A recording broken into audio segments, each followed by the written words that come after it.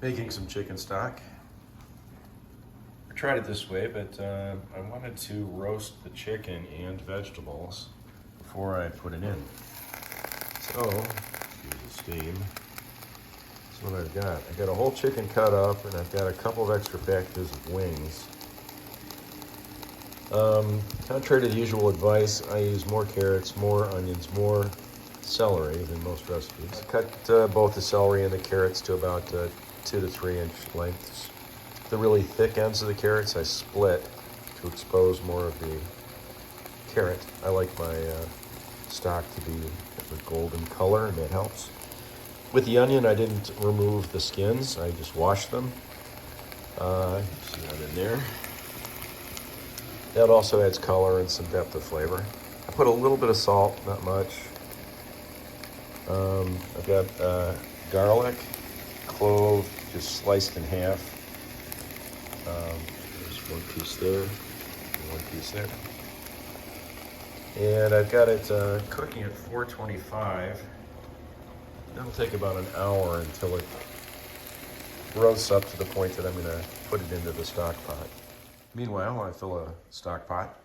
I add 3 ounces of apple cider vinegar to draw the minerals out of the bones.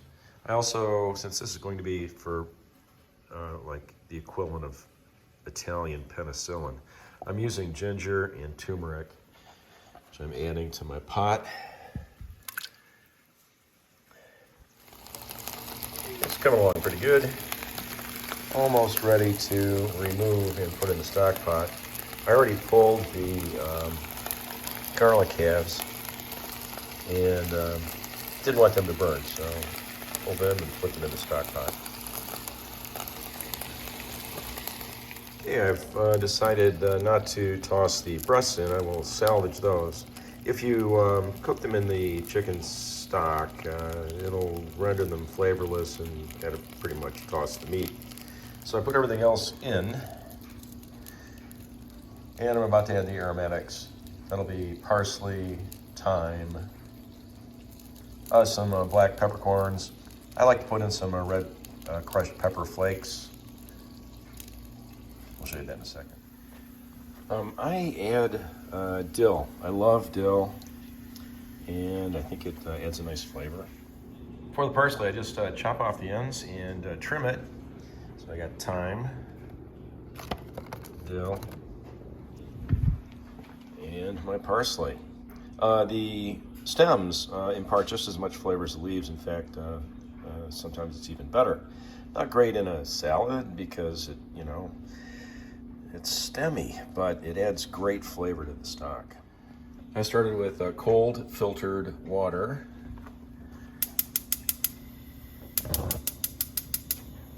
And we'll quickly bring it up to a boil and then immediately turn it down to a simmer.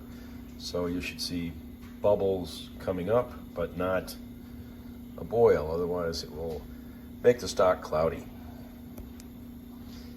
And then it simmers for 4 to 6 hours. This recipe is called for 10 to 20 black peppercorns. I have a mix. And there's a couple of red peppers I found, arbol dried peppers. For years, I tried to figure out what my Italian grandmother was doing to her chicken stock. Unfortunately, after she passed, because I never got the recipe before. But there was a flavor I was missing. I searched Italian recipes for months and months, and eventually figured it out. She was tossing in a few whole cloves, and it really made the difference. So I've got 6 here, tossing those in. It's very subtle, but it was a flavor I was missing from the stock that my grandmother used to make. So I think I told you everything that's in it. Did I mention I have a parsnip in it? I do. I'm not really good at quantifying. I just sort of do it as I go, but those of you who are keeping track of such things, this is looks like I've got 12 quarts of water in there. That's a 12 right there. Hard to see. Well, I suppose I should mention I didn't add any salt other than to the chicken when I initially started to roast it. We can always add salt at the end when we know exactly how salty the final product comes out. So this is the final product. It really tasted great after I got the salt added. So that's the final yield. 8 quarts in deli containers I picked up at a restaurant supply shop.